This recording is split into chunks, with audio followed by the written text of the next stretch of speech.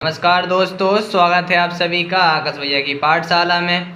आज हम प्रश्नावली 4.3 को हल करेंगे। ठीक है, पिछली वीडियो में हमने प्रश्नावली 4.2 को हल किया था। ठीक है, आज हम प्रश्नावली 4.3 हल करेंगे। ठीक है, आइए देखते हैं हमारा पहला प्रश्न क्या है।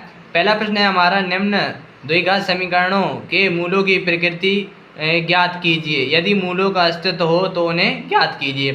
ठीक है, अब इस प्रश्न को हल करने से पहले हमें समझना होगा कि मूलों की प्रकृति क्या होता है, मूलों का अस्तित्व क्या होता है। ठीक है, आइए तो हम मूलों की प्रकृति और मूलों के अस्तित्व के बारे में जानते हैं। ठीक, आइए तो बात मैं कर रहा हूँ, हम अपना डाल लेते हैं टॉपिक हमारा है मूलों की प्रकृति। क्या है? मूलों की प्रकृति। मूलों की प्रकृति क्या होती है और कब अस्तित्व होता है और कब अस्तित्व नहीं होता है। ठीक, तो मूलों की प्रकृति क्या होता है कि मूलों की प्रकृति ज्ञात करते हैं हम डी का मान ज्ञात करके। इससे हमें क्या होता है, जब भी हमें मूलों की प्रकृति ज्ञात करना होता है तो हमें डी का मान निकालना पड़ता है। क्या करना पड़ता है? डी के मान पर निर्भर होता है। यानी डी का मान क्या होता है? डी यानी डी वाला सूत्र होता है बी स्क्वायर माइनस के 4ac। एक सूत्र होता है, क्या होता है? एक फॉर्मूला होता है। इसे हिंदी में बोलते हैं विभक्त कर। डी को क्या बोलते हैं? इसे बोलते हैं विभक्ति कर। क्या बोलते हैं? इसे हिंदी में बोलते हैं विभक्ति कर और इंग्लिश में बोलते हैं डिस्क्रिमिनेटर। क्या बोलते हैं? इसे अंग्रेजी में बोलते हैं डिस्क्रिमिनेटर। CRIMINATOR। ठीक है, हिंदी में बोलते हैं विभक्तिकर और इंग्लिश में बोलते हैं डिस्क्रिमिनेटर। ठीक है, मूलों की प्रकृति जब भी हमें ज्ञात करनी होती है तो हमें डी का मान ज्ञात करना पड़ता है। क्या करना पड़ता है? डी का मान। तो जो मूलों की प्रकृति होती है वो हमेशा डी के मान पर निर्भर रहती है। किसके मान पर? डी के मान पर निर्भर करती है। और अब क्या होता है, डी के मान 3 तरह के आते हैं। क्या होता है? डी के मान जो होते हैं, डी के मान हमारे 3 तरह से निकलते हैं। क्या होते हैं? 3 प्रकार से आते हैं। एक क्या होता है? एक तो क्या होता है, एक होता है डी का मान धनात्मक। क्या होता है? एक जब डी का मान धनात्मक हो, क्या हो? एक डी का मान पॉजिटिव यानी जब धनात्मक हो। और एक क्या होता है, एक जब डी का मान नेगेटिव हो। क्या हो? एक जब डी का मान नेगेटिव हो। और एक कंडीशन आती है कि जब डी का मान 0 निकले। कितना निकले? जब डी का जो मान होता है वो कितना निकले? 0। ठीक है, तो 0 आएगा डी का मान। 3 पोजीशन बनती हैं, एक होती है डी का मान धनात्मक, एक होता है ऋणात्मक, एक होता है 0। ठीक, तो इसमें क्या होता है, जब डी का मान पॉजिटिव हो तो इसमें हम लिखेंगे जब डी का मान, क्या लिखेंगे? जब डी का मान धनात्मक हो। कैसा हो? जब डी का मान धनात्मक हो। कैसा हो? जब डी का जो मान होता है कैसा हो? धनात्मक हो। धनात्मक हो तो मूलों का अस्तित्व होता है। क्या लिखेंगे? तो मूलों का अस्तित्व। क्या लिखेंगे? तो मूलों का अस्तित्व होता है। ठीक है, मूलों का अस्तित्व होता है और दोनों मूल क्या होता है? और दोनों मूल भिन्न भिन्न होते हैं। कैसे होते हैं? दोनों मूल भिन्न होंगे। कैसे होंगे? भिन्न भिन्न होंगे। यानी उनका जो मान निकलेगा, मूलों का मान अलग अलग मूल निकलेंगे। कैसे होंगे? दोनों मूल भिन्न भिन्न होंगे। ठीक, एग्जाम्पल में बता दूं को डी का मान क्या निकल सकता है। एग्जाम्पल में जैसे डी का मान मान लो 4 निकल के आ गया, या 2/3 निकल के आ गया है, या हम ऐसे धनात्मक 2.5 निकल के आ गया। यानी डी का मान धनात्मक आना चाहिए। कहना चाहिए डी का मान धनात्मक होगा तो मूलों का अस्तित्व भी होगा और दोनों मूल कैसे होंगे? भिन्न भिन्न होंगे। ठीक, अब दूसरी कंडीशन में आ जाइए। दूसरी कंडीशन में क्या होता है कि जब डी का मान ऋणात्मक हो। जब डी का जो मान होगा वो कैसा होगा? ऋणात्मक, यानी निगेटिव हो। कैसा हो? निगेटिव हो या ऋणात्मक हो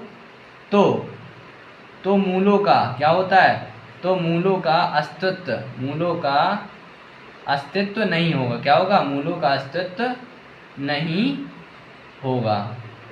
मूलों का अस्तित्व नहीं होगा और कोई हल नहीं होगा। कोई हल नहीं होगा। कोई हल नहीं होगा का मतलब उसका कोई मान नहीं निकल सकता। क्या नहीं निकल सकता? उसका कोई मान नहीं निकल सकता, क्योंकि डी का मान कैसा आ गया? ऋणात्मक। यानी एग्जाम्पल के तौर पे मैं आपको बताऊं तो जैसे मान लो डी का मान, यदि डी का मान -2 आ गया, या -1/2 आ गया, या -1.2 आ गया। यदि माइनस में आ रहा है तो क्या होता है? उसमें जो मूलों का अस्तित्व होता है, मूलों का अस्तित्व नहीं होता है और ना ही कोई हल निकलता है। ठीक, अब बात आती है 0 की। तो जब डी का मान 0 क्या हो? जब डी का मान 0 हो। क्या हो? 0 हो तो मूलों का अस्तित्व होता है। तो मूलों का जो अस्तित्व क्या होता है? होता है। मूलों का अस्तित्व, तो मूलों का अस्तित्व होता है। ठीक है, मूलों का अस्तित्व होता है और दोनों मूल क्या होते हैं? दोनों मूल समान होंगे। दोनों मूल समान होंगे। कैसे होंगे? दोनों मूल समान होंगे। ठीक है, एग्जाम्पल में बता दूं तो डी का मान क्या आना चाहिए? 0 आना चाहिए। क्या आना चाहिए? यदि डी का मान 0 आ जाए, बस एक ही होगा, 0 के लिए तो 0 ही होगा। ठीक है, तो आपको समझ में आ गया होगा कि मूलों की प्रकृति क्या होती है। मूलों की जो प्रकृति होती है वो क्या होती है? डी का मान यानी डिस्क्रिमिनेटर डी के मान पर निर्भर करता है। मूलों की प्रकृति, यदि डी का मान पॉजिटिव होगा तो मूलों का अस्तित्व होता है, और जब डी का मान 0 होता है तब भी मूलों का अस्तित्व होता है। लेकिन जब डी का मान किस में आ जाए? ऋणात्मक आ जाता है, तो क्या होता है? मूलों का अस्तित्व नहीं होता है। ठीक है, अब इसके बाद लगाते हैं हम अपनी प्रश्नावली। मैंने सवाल लिख लिया है। अब सवाल मैंने लिख लिया, इसमें क्या करना है? हमें सबसे पहले मूलों की प्रकृति चेक करनी है। क्या करनी है? मूलों की प्रकृति। मैंने आपको क्या बताया था? सबसे पहले आप डी का मान चेक करेंगे। क्या करेंगे? डी का मान। और डी का मान क्या होता है? सूत्र होता है डी बराबर बी स्क्वायर माइनस के 4ac। ठीक है, अब बी ए सी, अब जो बी स्क्वायर माइनस 4ac कहाँ से आता है? तो ये जो हमारा द्विघात समीकरण दे रहा है इसकी तुलना होती है ए एक्स स्क्वायर प्लस के बी एक्स प्लस के सी बराबर 0, 0 से तुलना। ठीक है, तो इस समीकरण की क्या होती है? समीकरण की तुलना होती है, यानी यहाँ पे क्या आएगा? 2x स्क्वायर माइनस के 3x और प्लस के 5 बराबर में 0।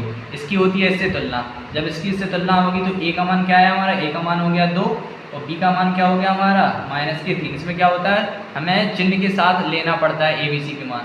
और इसमें c का मान क्या हो जाएगा? इसमें c का मान हो जाएगा हमारा 5। कितना हो जाएगा? 5।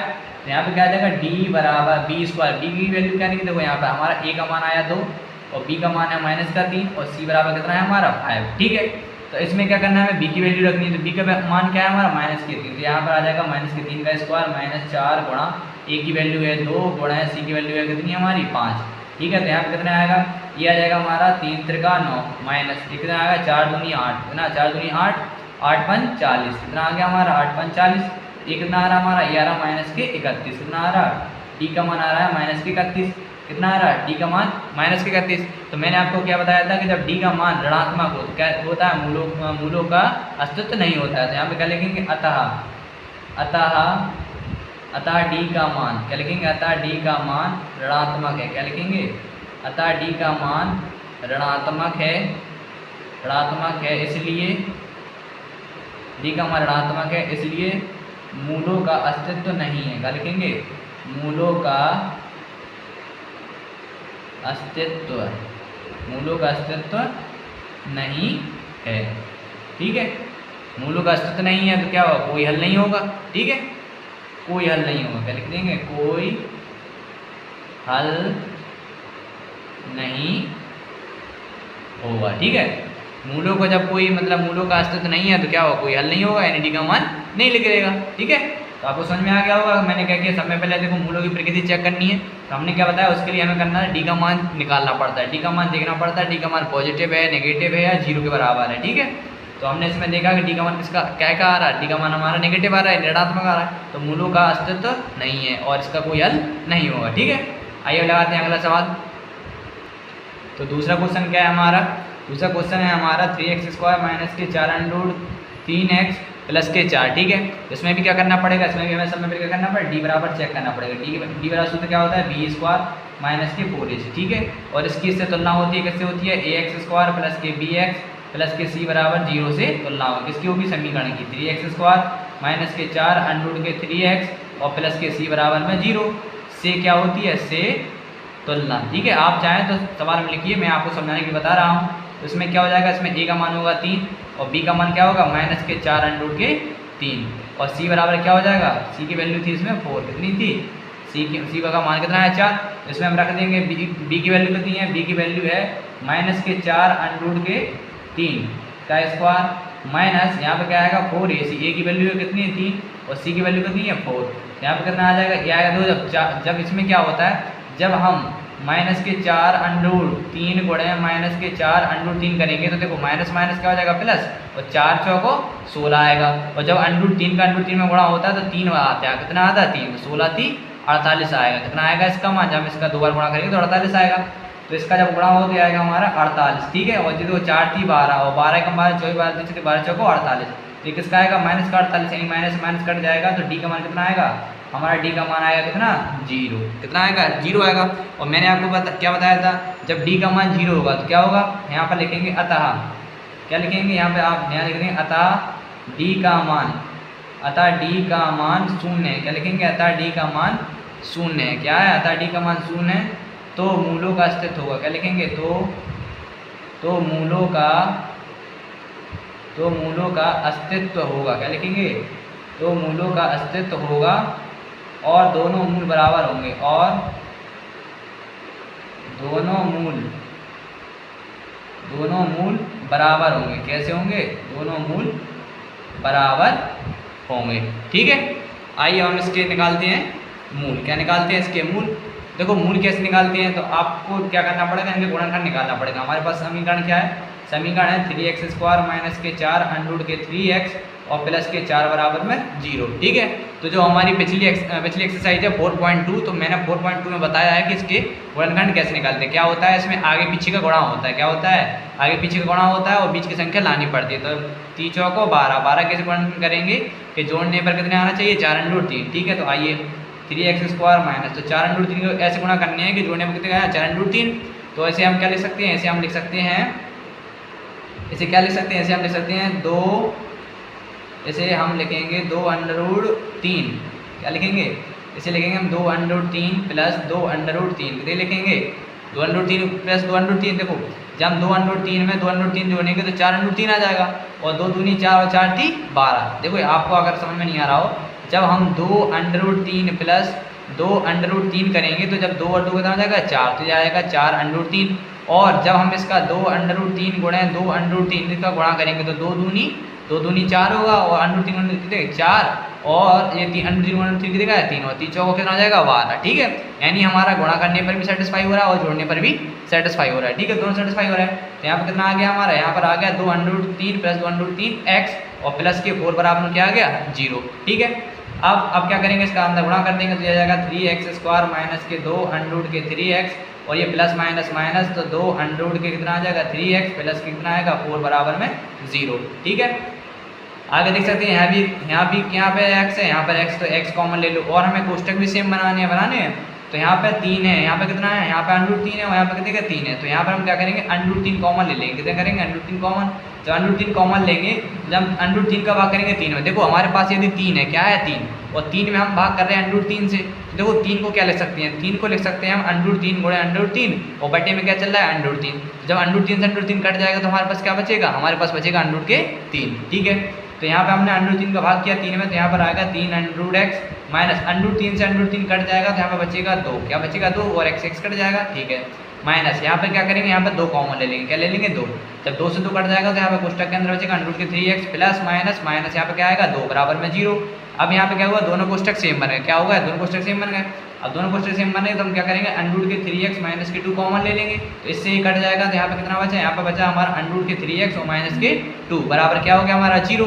तो एक बार हम इसके साथ 0 ले लेंगे और एक साथ हम इसके साथ 0 ले लेंगे, तो यहाँ पे कितना आएगा? यहाँ पर आएगा अंडर के 3x माइनस के 2 बराबर 0, और यहाँ पर भी क्या आएगा? अंडर के 3x माइनस के 2 बराबर 0। ठीक है, अब यहाँ पे क्या आ जाएगा? दिया जाएगा हमारा अंडर के 3x बराबर 2, और x बराबर क्या आएगा? 2 बटे अंडर में 3। ठीक है, एक मूल हमारा ये आ गया। दूसरा क्या आएगा? यही सेम होगा, अंडर के 3 माइनस का हो जाएगा 2 प्लस का हो जाएगा, x बराबर आएगा 2 बटे अंडर के 3। क्या आ गया? 2 बटे अंडर 3। इतना ही क्या हो जाएगा हमारा आंसर? क्या हो जाएगा दोस्तों? इतना ही हम लिख देंगे अपना आंसर। मेरी पेन खत्म हो गई है। ठीक है, इतना क्या हो गया हमारा आंसर? ठीक है, आपको समझ में आ गया होगा। ठीक है, और यदि आपको समझ में नहीं आया तो आप वीडियो एक बार रिवाइंड कीजिए, रिवाइंड करके समझिए, आपको बहुत सरल सवाल है, बहुत जल्दी समझ में आ जाएगा। ठीक है, देखो हमारा डी का मान क्या था? हमारा डी का मान आया था 0। तो मैंने आपको बताया था जब डी का मान 0 होता है तो दो मूलों का अस्तित्व तो होता ही, और दोनों मूल कैसे होते हैं? बराबर होते हैं। तो आप देख सकते हैं, देखो इसमें भी x का मान 2 बटे √3 आ रहा है, उसमें भी 2 बटे √3 आ रहा है। ठीक है, दोनों का मान कैसा आ रहा है? सेम आ रहा है। ठीक है, अब लगाते हैं अगला क्वेश्चन। तो इसके तीसरे क्वेश्चन में क्या कह रहे हैं? सवाल है हमारा 2x² माइनस के 6x प्लस के 3 बराबर 0। सबसे पहले हमें क्या करना पड़ेगा? मूलों के अस्तित्व के लिए क्या करना पड़ेगा? मूलों के अस्तित्व के लिए क्या लिखें? आप चाहो तो लिख देना, मूलों के अस्तित्व के लिए, मूलों के अस्तित्व के लिए, मूलों के अस्तित्व के लिए क्या करते हैं? हम डी का मान चेक करते हैं। क्या करते हैं? डी बराबर b² माइनस के 4ac। ठीक है, अब इसकी 4ac कैसे निकालते हैं? हम क्या कर देते हैं? ax² प्लस के bx और प्लस के c बराबर 0 से क्या कर देते हैं? से तुलना। किसकी तुलना करते हैं? से तुलना। हमसे किसकी तुलना करते हैं? समीकरण की। क्या हमारा 2x² माइनस के 6x प्लस के 3 बराबर 0। इसमें क्या आएगा, ए का मान आएगा 2 और बी का मान कितना आ जाएगा हमारा माइनस का 6 और सी बराबर कितना आएगा 3। देख सकते हैं आप, ए का मान 2, बी का मान माइनस के 6 और सी का मान कितना आ गया हमारा 3। ठीक है, इसमें रख देंगे हम, तो बी की वैल्यू कितनी है माइनस के 6, कितना है माइनस के 6 का स्क्वायर माइनस 4ac। ए की वैल्यू कितनी है 2 मल्टीप्लाई और सी की वैल्यू कितनी है हमारे 3, कितनी है 3। तो जब हम 6 गुणा 6 दो बार करेंगे 6 3 क्या जाएगा 36 माइनस 4 दूनी 8 8 3 24, कितना आ गया हमारा, ये आ गया हमारा 24। तो जब क्या होगा, जब 24 में से सॉरी जब हमारे 36 में 24 जाएंगे तो कितना आ जाएगा हमारा 12, कितना आएगा 12। अब डी का मान कैसा आ रहा है, डी का मान आ रहा है हमारा धनात्मक। कैसा आ रहा है हमारा, डी का मान धनात्मक। तो यहाँ लिख देंगे अतः डी का मान क्या लिखेंगे, अतः डी का मान धनात्मक है। क्या लिखेंगे, अतः डी का मान धनात्मक है। ठीक है, मूलों का अस्तित्व होगा, क्या लिखेंगे, तो मूलों का अस्तित्व होगा, क्या होगा, तो मूलों का अस्तित्व होगा। ठीक है, मूलों का अस्तित्व होगा और दोनों मूल कैसे होंगे, भिन्न होंगे, और दोनों मूल भिन्न होंगे। कैसे होंगे, भिन्न होंगे। ठीक है, आइए अब चेक करते हैं कैसे होंगे। हमारे पास समीकरण दिया है, समीकरण क्या है हमारा, समीकरण है 2x² माइनस के 6x प्लस के 3 बराबर 0। इसमें हमें निकालना है, 2 का गुणा होगा 3 में आगे पीछे का, तो 3 6, तो 6 के ऐसे गुणनखंड करो, जोड़े पे कितना आ जाए 6 आ जाए। तो 2x² माइनस कुछ में कितना करना है, जोड़ने पर ऐसे करो कि इसमें क्या आना चाहिए, कितना इसका आना चाहिए हमारा 3 दूनी 6, तो आ जाएगा। देखते हैं, वैसे आ जाएगा, नहीं, इसमें क्या होगा, देखो इसमें कहा गया है कि 2 का क्या होगा हमारा गुणा होगा 3 में, 2 3 6। तो ऐसा क्या होगा, ऐसी परिस्थिति कभी भी बनना संभव नहीं है, क्योंकि इसमें कहा गया है कि जोड़ने पर आना चाहिए 6 और जोड़ने पर आ जाए हमारा 6 और गुणा करने पर कितना आ जाए हमारा, गुणा करने पर 6 आना चाहिए और जोड़ने पर भी हमारे कैसे आना चाहिए 6। तो ऐसी स्थिति तो देखो संभव नहीं है। तो देखो जब भी ऐसी स्थिति संभव बनना न हो तो क्या करते हैं, यहाँ पर लिख लेना। तो क्या करेंगे, यहाँ पर आप नोट डाल कर लिख लेना, आप चाहो तो आप नोट डाल लेना। क्या कर लें, आप अपनी कॉपी में नोट डाल लीजिए, नोट डाल लीजिए कि जब गुणनखंड निकलना संभव ना हो, जब गुणनखंड निकलना संभव ना हो, यानी यहाँ जो हम निकालते हैं इसके गुणनखंड और इसके फैक्टर निकलना संभव ना हो, तब क्या लिखेंगे, तब हम द्विघाती सूत्र का प्रयोग करते हैं। क्या करते हैं, तब हम द्विघाती सूत्र का उपयोग, क्या करते हैं, द्विघाती सूत्र का उपयोग करते हैं। ठीक है, अब द्विघाती सूत्र का प्रयोग करते हैं। अब द्विघाती सूत्र होता क्या है, तो आइए मैं आपको बता दूं, द्विघाती सूत्र क्या होता है, द्विघाती सूत्र होता है b बराबर, क्या होता है, b बराबर सूत्र होता है हमारा। द्विघाती सूत्र क्या होता है, द्विघाती सूत्र होता है हमारा b बराबर माइनस के b प्लस माइनस और अंडरूट के अंदर क्या होता है, अंडरूट के अंदर होता है b² माइनस के 4ac और पूरे के बटे में कितना आता है, पूरे के बटे में आता है 2a। क्या आता है, पूरे के बटे में आता है 2a। तो आप इसे क्या करिए, आप इसे ब्रैकेट के अंदर बंद कर लीजिए। ये क्या होता है हमारा, ये होता है हमारा द्विघातीय सूत्र। ठीक है, और आप इसे याद भी कर लेना। ठीक, तो अब क्या है, इसके गुणनखंड तो निकल नहीं रहा है, क्योंकि उसने कहा है कि जोड़ने पर कितना आना चाहिए 6 और गुणा करने पर भी 6 आ जाता है, ऐसा तो संभव है नहीं है। तो यहाँ पर क्या कर देंगे, यहाँ पर आप इसे लाइन को यहीं पर छोड़ दीजिए। अब हम लिखेंगे द्विघातीय सूत्र से, क्या लिखेंगे, यहाँ लिख देंगे द्विघाती सूत्र से, ठीक है। अब द्विघातीय सूत्र से हम इसमें क्या लगाएं, सूत्र लगा देंगे। द्विघातीय सूत्र में यहाँ पर b लिखा जाता है, यहाँ पर लिखा जाता है x बराबर, थोड़ा मिस्टेक हो गया, लिख लेना x बराबर होता है, क्या होता है, x बराबर। इसमें x बराबर सूत्र निकलेगा, x बराबर माइनस के b प्लस माइनस अंडरूट के अंदर क्या होता है, अंडरूट के अंदर सूत्र होता है b² माइनस के 4ac और पूरे के बटे में क्या होता है 2a। अब जो हमारे 2a होता है, a भी आप इससे मान निकाल सकते हैं। ठीक है, तो इसमें हम रख देंगे मान, आप मान रख दीजिए, तो हमारे इसके मान निकल आएंगे x के।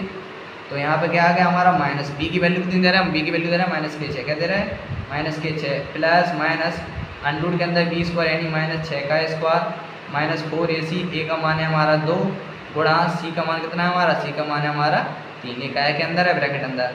और पूरे के बटे में क्या है, पूरे के बटे में हमारा चल रहा है 2a, क्या चल रहा है, पूरे बटे में 2a, ठीक है, बराबर। ये माइनस माइनस प्लस के 6 हो जाएगा, प्लस माइनस अंडर के अंदर क्या चल रहा है हमारा, अंडर के अंदर चल रहा है हमारा 6 6 36 माइनस 4 2 8 8 3 24, क्या आएगा 24।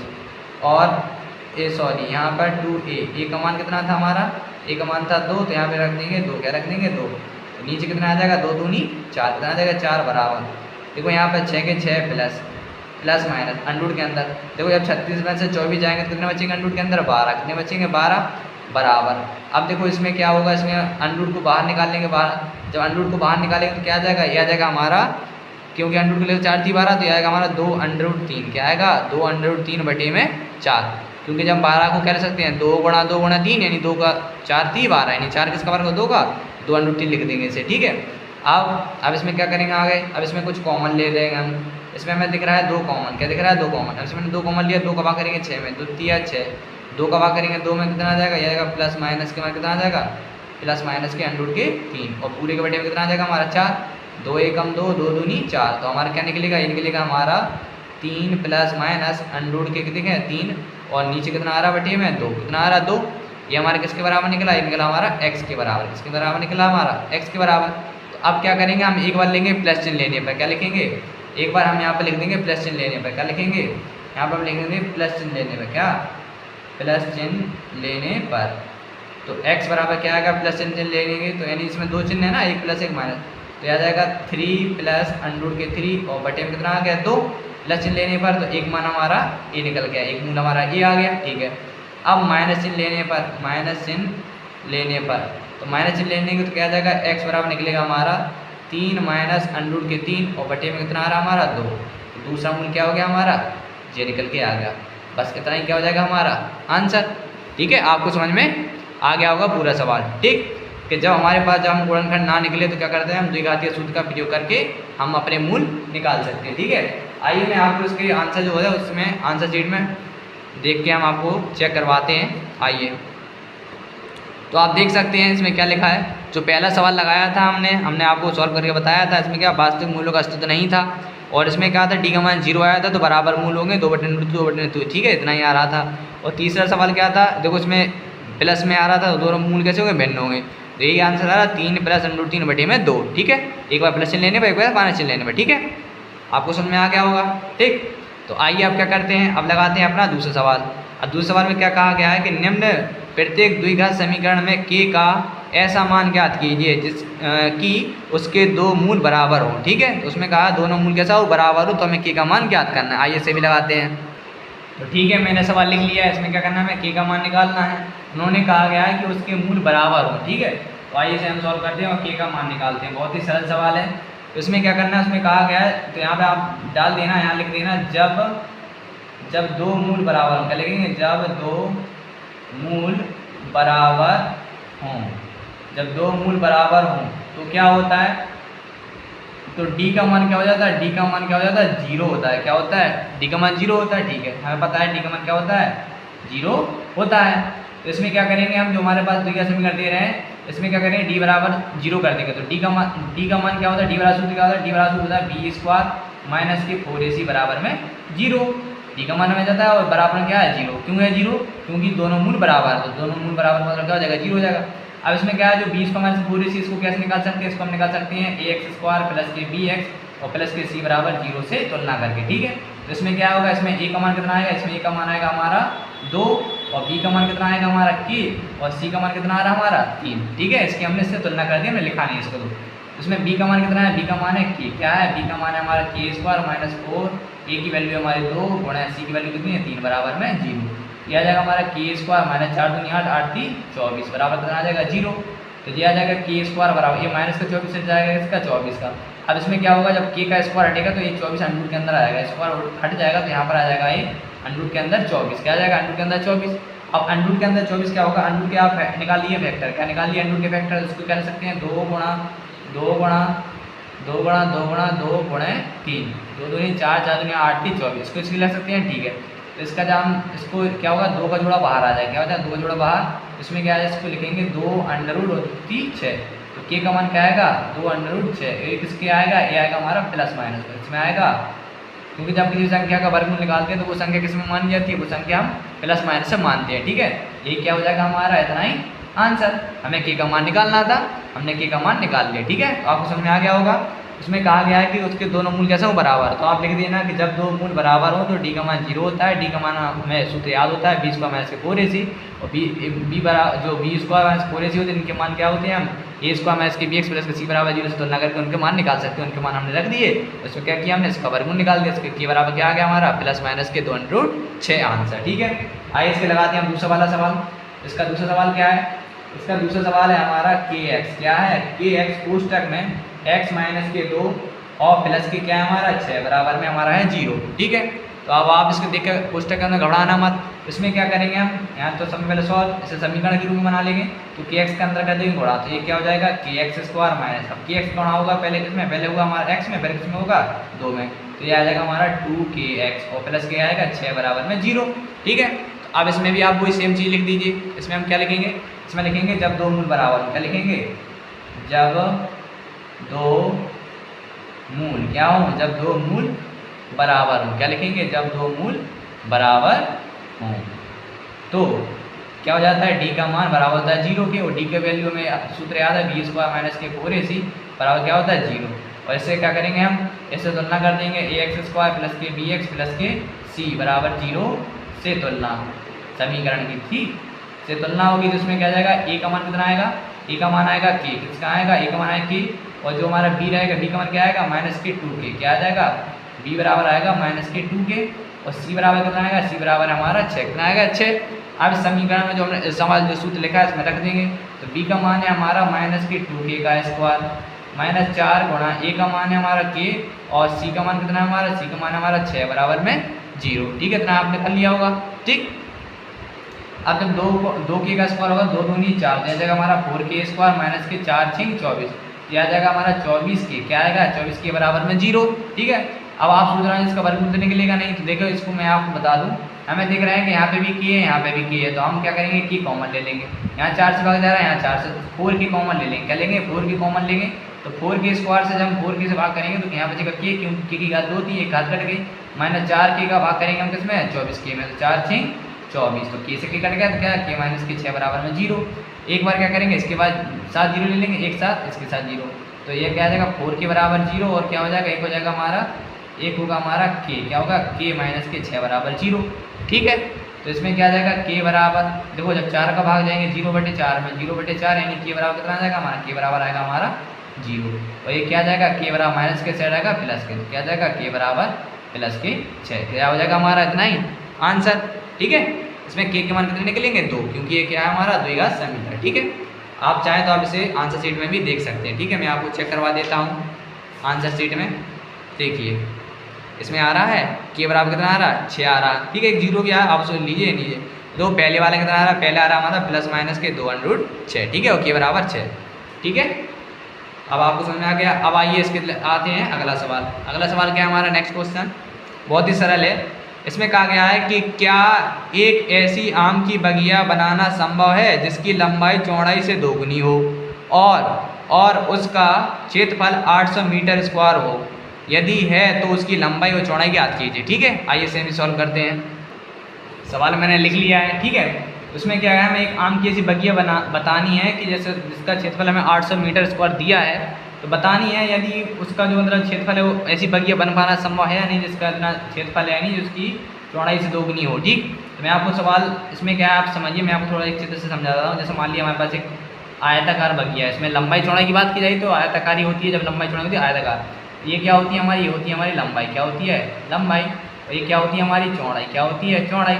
अब इसका जो क्षेत्रफल है, इसका क्षेत्रफल कितना दे रहा है, पूरा क्षेत्रफल, इसका क्षेत्रफल दे रहा है 800 मीटर स्क्वायर। ठीक है, हमें नहीं पता कि लंबाई कितनी है चौड़ाई कितनी है, तो उसमें क्या कर लेते हैं मान लेते हैं, क्या लिखेंगे माना, क्या लिखेंगे माना, क्या लिखेंगे माना। हमने आपको बताया था एक ट्रिक बताई थी कि इसमें किसको मानते हैं, सबने इसमें लिखा है चौड़ाई से दोगुनी, तो जिससे दोगुनी हो उसको मान लो, तो लिखेंगे माना चौड़ाई बराबर, क्या लिखेंगे माना चौड़ाई बराबर x मीटर, क्या लिखेंगे माना चौड़ाई बराबर है हमारा x मीटर, कितना है x मीटर। यहाँ पर लिखेंगे तो लंबाई बराबर, क्या लिखेंगे तो लंबाई बराबर, क्या लिखेंगे तो लंबाई बराबर, क्या हो जाएगी लंबाई बराबर, जिसकी लंबाई चौड़ाई से दोगुनी है, तो क्या हो जाएगी चौड़ाई कितनी 2x, दोगुनी यानी क्या हो 2 गुणा x, दोगुनी 2x मीटर। ठीक है, आइए अब हम क्या जानते हैं, चूंकि हम जानते हैं आयत का क्षेत्रफल, क्या जानते हैं, आयत का क्षेत्रफल, क्योंकि हम जो बगिया है वो आयताकार बगिया मानना है, आयत का क्षेत्रफल, ठीक है, या आयताकार बगिया का क्षेत्रफल भी आप लिख सकते हैं। तो आयत का क्षेत्रफल क्या होता है, सूत्र होता है, आयत का क्षेत्रफल होता है सूत्र लंबाई गुणा चौड़ाई, क्या होता है, लंबाई गुणा चौड़ाई। तो इसमें क्षेत्रफल हमें दे रहे हैं ऑलरेडी, कितना दे रहा है, 800 मीटर, क्या दे रहे हैं, 800 मीटर। लंबाई कितनी निकली हमारी, 2x गुणा, और चौड़ाई कितनी निकली हमारी, x, कितनी निकली चौड़ाई हमारी, x, ठीक है। तो ये क्या हो जाएगा, ये हो जाएगा हमारा 800 स्क्वायर बराबर, ये 2 गुणा x हो जाएगा 2x स्क्वायर, क्या आ जाएगा 2x स्क्वायर, ठीक है। अब इसमें हम क्या करेंगे, 2x स्क्वायर आ गया, तो अब हमें क्या करना है, ये देखो इसमें क्या करेंगे, इसे द्विघात समीकरण के रूप में बना लेंगे। तो 800 प्लस का उस साइड पहुंचे किसका हो जाएगा, माइनस का, इस साइड आएगा 0, यानी 2x स्क्वायर और माइनस के 800, ठीक, बराबर 0। ये क्या हो गया हमारे पास, ये हमारे बन गया एक द्विघात समीकरण, क्या बन गया हमारा, द्विघात समीकरण बन गया। अब ये हमारा द्विघात समीकरण बन गया है, हमें बताना है कि ऐसी चीज़ पर बनना संभव है या नहीं है। तो जब संभव है या नहीं है की बात की जाती है तो हमें क्या करना पड़ता है, डी का मान चेक करना पड़ता है, क्या करना पड़ता है, डी का मान। तो यहाँ लिखेंगे अस्तित्व के लिए, क्या लिखेंगे, यहाँ लिख देंगे हम अस्तित्व के लिए, क्या लिखेंगे, अस्तित्व के लिए। तो अस्तित्व के लिए क्या करना पड़ता है, हमें डी का मान चेक करना पड़ता है। तो यहाँ पे देखो अस्तित्व के लिए कह रहे हैं डी का मान, हम डी का मान लिखेंगे, डी बराबर बी स्क्वायर माइनस के 4ac, ठीक है। तो इसमें ए का मान कितना आएगा, 2, तो यहाँ का डी बराबर बी की वैल्यू इसमें दे रहे हैं, इसमें बी का मान तो दे नहीं रहे, देखो इसमें ए क्या होगा, इसमें ए होगा 2। अब जब बी दे नहीं रहा तो इसको क्या मान दिया, 0, और सी की वैल्यू कितनी दे रहा है, सी की वैल्यू दे रहा है माइनस के 800। जब हम डी के मान चेक करेंगे तो बी स्क्वायर, बी का मान कितना दे रहा है, बी का मान दे नहीं रहा तो क्या है 0, 0 का स्क्वायर माइनस 4ac। ए सी, ए की वैल्यू कितनी दे रहे हैं, ए की वैल्यू दे रहा है 2, कितना दे रहा है 2 गुणा, और सी की वैल्यू कितनी दे रहा है, सी की वैल्यू दे रहा है माइनस के 800, कितना दे रहा है माइनस के 800। तो यहाँ जाएगा डी बराबर, देखो जब माइनस माइनस क्या होगा प्लस, 0 तो 0 है, यानी 0 माइनस माइनस प्लस, 4 दूनी 8 और 64, कितना आएगा 6400, यानी डी का मान कितना आ रहा है प्लस का 6400, यानी डी का मान क्या है, डी का मान पॉजिटिव है, क्या है, डी का मान पॉजिटिव है। तो यहाँ पर लिख देंगे, यहाँ लिख देना अस्तित्व है, क्या लिख देंगे, अतः अतः अतः यह है, अतः यह बगिया, क्या लिख देंगे, अतः यह बगिया, अतः यह बगिया बनना, क्या लिख देंगे, अतः यह बगिया बनना संभव है, क्या लिखेंगे, संभव है, अतः यह बगिया संभव है क्योंकि मूलों का अस्तित्व है, क्या लिख देंगे, क्योंकि मूलों का अस्तित्व है, क्या लिख देंगे, मूलों का, क्योंकि मूलों का अस्तित्व है। या आप ये लाइन पहले लिख दीजिए या बाद में लिख दीजिए, आप चाहे तो ऐसा भी लिख सकते हैं, मूलों का अस्तित्व है अतः इस प्रकार की बगिया बनना संभव है। अब उन्हें कहा है कि यदि संभव है तो लंबाई व चौड़ाई ज्ञात कीजिए, तो ठीक है, तो हमें लंबाई चौड़ाई भी ज्ञात करनी है। तो आइए मैं आपको लंबाई चौड़ाई भी निकाल के बता देता हूँ, ठीक है, इसी समीकरण से। देखिए इसी समीकरण में क्या करेंगे हम, इसी समीकरण में क्या करेंगे हम, जैसे मान लो हमारे पास समीकरण आ गया, ठीक है, क्या समीकरण हमारा है 2x स्क्वायर माइनस के 800 बराबर 0, इसको 0 आप इससे लिख लीजिए, इसको कोई दिक्कत नहीं है। तो क्या करेंगे हम, 2x स्क्वायर बराबर ये 800 माइनस कैसे हटाएगा, किसका हो जाएगा, प्लस का हो जाएगा। अब 2 से काट दीजिए, 800 3 बार में कटेगा 400 बार में, 3 बार में 400 बार में, ये क्या आ जाएगा x स्क्वायर बराबर 400। अब इसका स्क्वायर देगा तो अंडर रूट के अंदर आ जाएगा, यानी अंडर रूट के अंदर कितना आएगा 400, ठीक। तो जब इसका वर्गमूल निकलेगा तो किसका आएगा, ये आएगा हमारा प्लस माइनस के 20, क्या आएगा, x बराबर आएगा प्लस माइनस के 20, किसी संख्या निकालते तो वर्गमूल क्या प्लस माइनस में आता है कि नहीं आता है, ठीक है। तो यानी इसमें क्या हो जाएगा, इसमें x बराबर क्या आएगा, एक तो हो गया हमारा प्लस का 20 और ये क्या गया हमारा x बराबर माइनस का 20। तो इसमें क्या होता है, माइनस की value does not equal to होती है, यानी माइनस की वैल्यू हम नहीं लेते, ठीक है, कोई भी लंबाई हो चौड़ाई हो कभी माइनस में नहीं आती। इसमें क्या लिखेंगे, x बराबर क्या आ गया हमारा 20, तो x हमने क्या मानी थी चौड़ाई, चौड़ाई हमारी 20 निकले। तो यहाँ पे लिखेंगे लंबाई बराबर, क्या लिखेंगे, लंबाई बराबर, लंबाई क्या थी हमारी 2x, क्या थी लंबाई 2x, 2 गुणा x की वैल्यू कितनी है 20, तो इसमें यहाँ पर कितना आ जाएगा 40 मीटर, क्या जाएगी 40 मीटर। तो हमारी लंबाई कितनी है 40 मीटर, और ये क्या निकली हमारी, ये निकली हमारी चौड़ाई, चौड़ाई कितनी निकली हमारी 20 मीटर और लंबाई कितनी निकली हमारी 40 मीटर।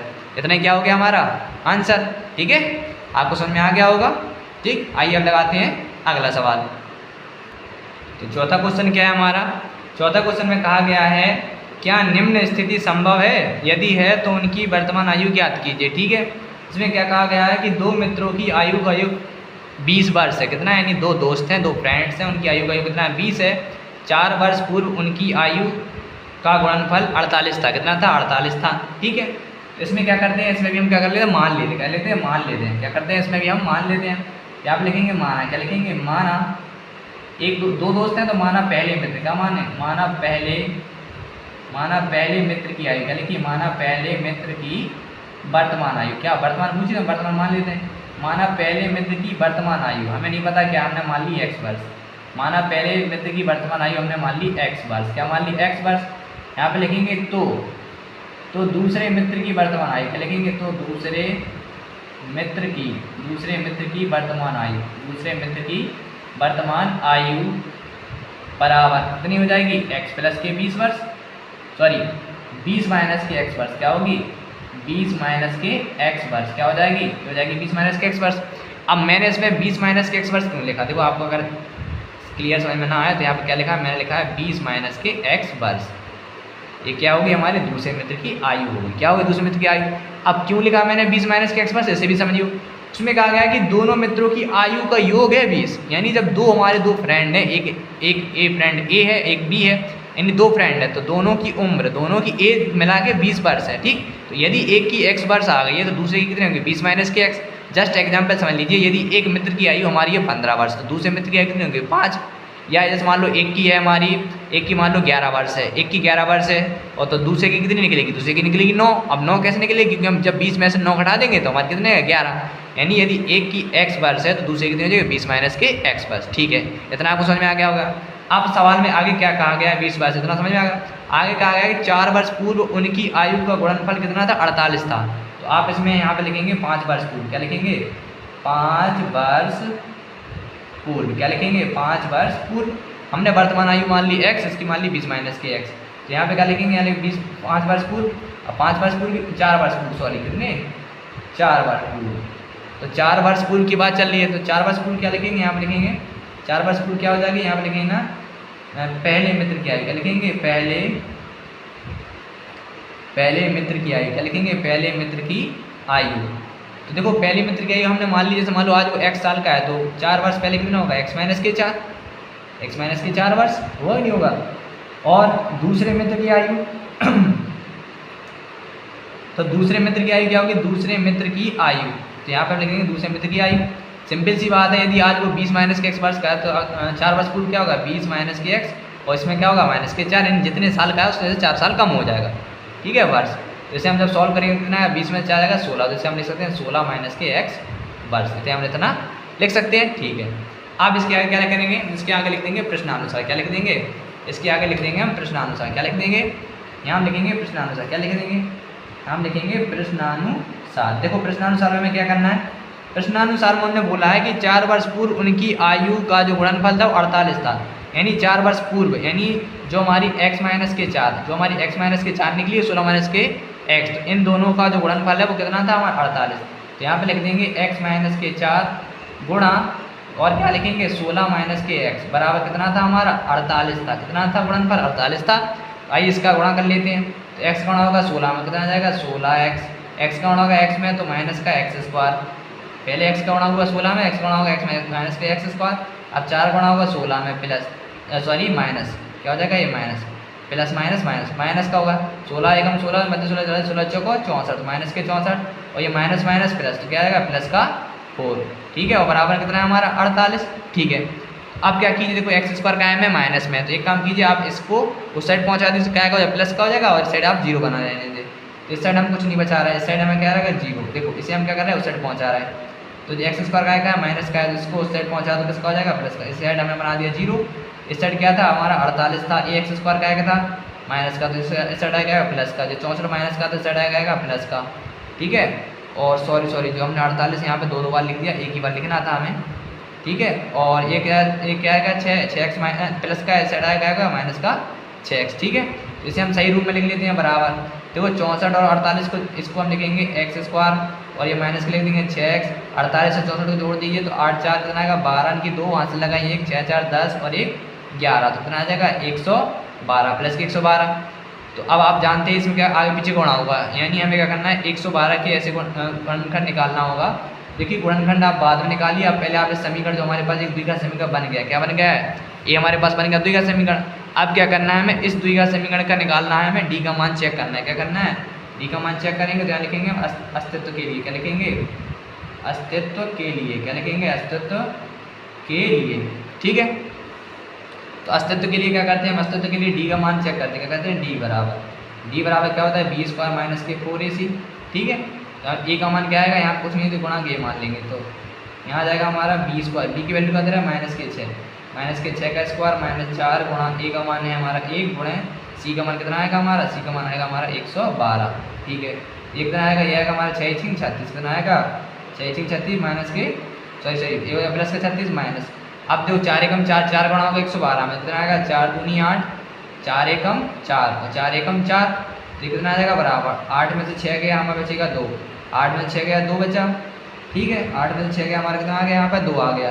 अब और इसको घटा के देखें हम, 8 में 6 गया हमारा 2 आ गया। अब 4 का मान है 14 सॉरी 4 में से 3 जाएगा कितना बचेगा यहाँ पर 1, यहाँ बचेगा 1 और 4 कितना आएगा 4, एक इसका आएगा माइनस के 412। अब देखो आप इसमें डी का मान आ रहा है माइनस के 412, तो जब डी का मान माइनस के 12 आ रहा है तो यहाँ पे क्या लिख देंगे, यहाँ लिख देंगे मूलों का अस्तित्व नहीं है। क्या लिखेंगे, मूलों का अस्तित्व नहीं है। क्या लिखेंगे, मूलों का अस्तित्व नहीं है।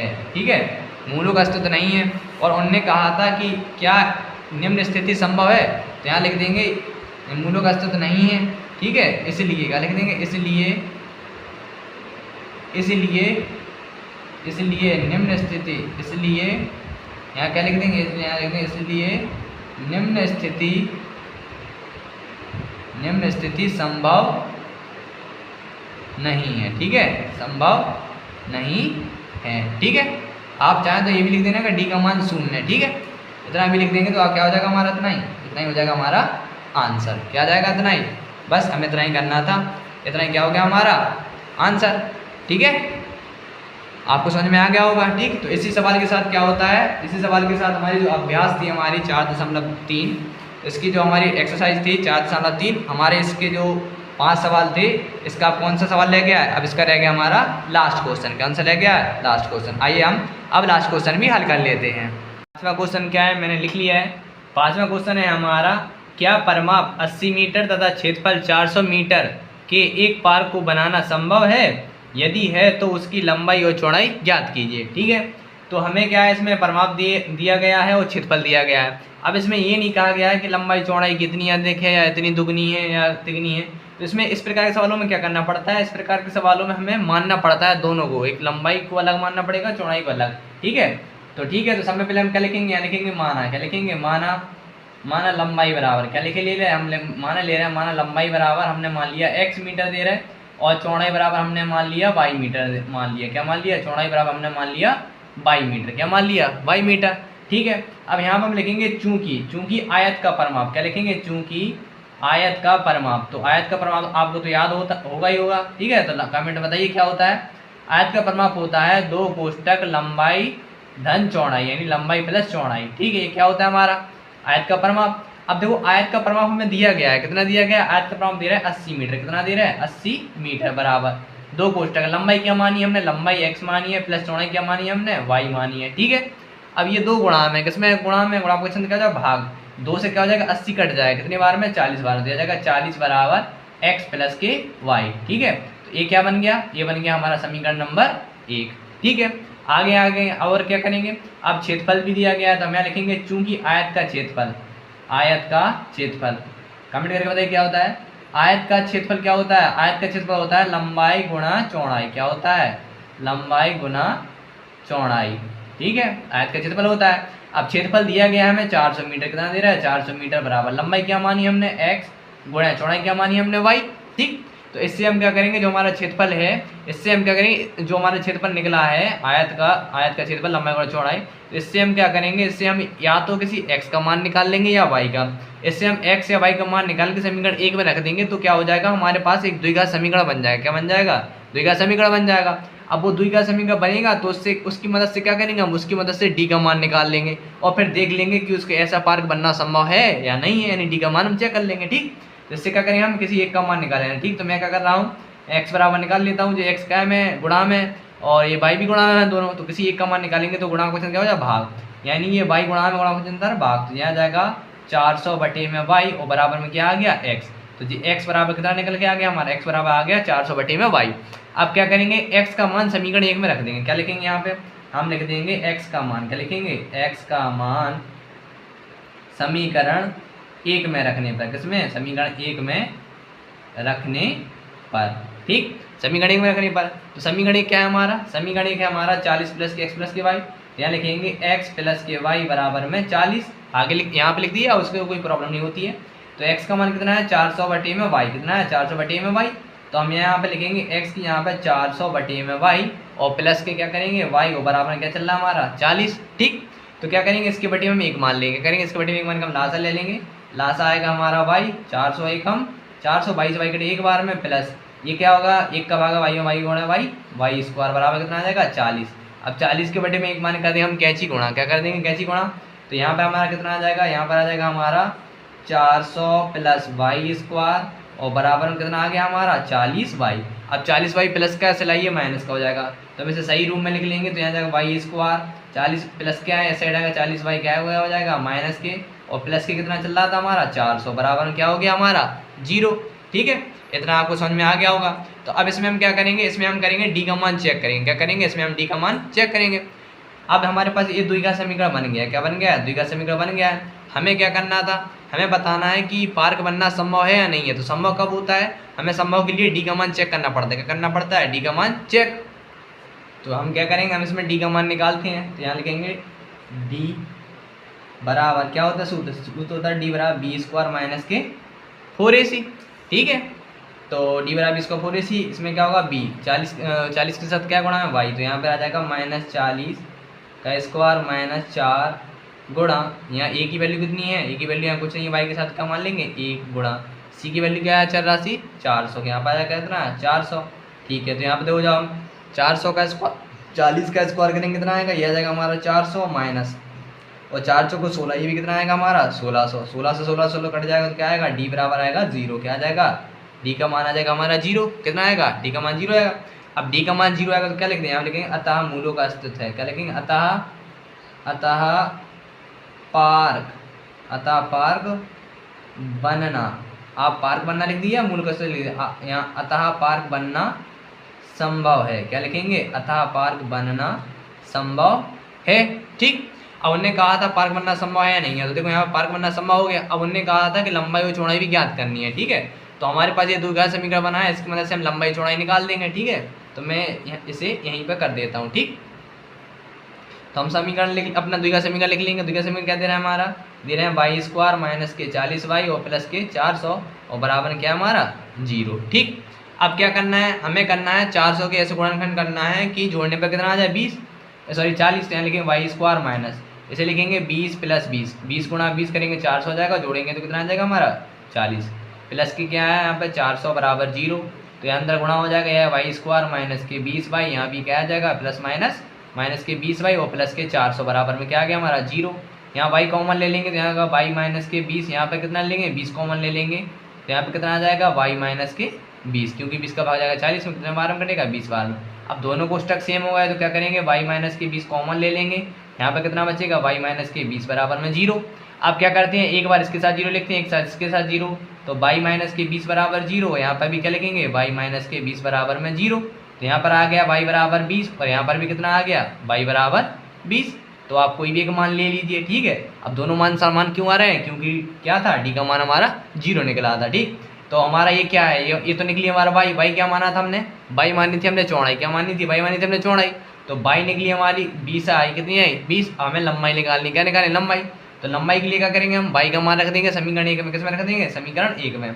आप समीकरण 1 में रख दीजिए, यहाँ पे इसमें रख दीजिए। ठीक है, तो वाई का मान समीकरण 1 में रखने पर यहाँ लिख देंगे वाई का मान, क्या लिखेंगे वाई का मान समीकरण 1 में रखने पर।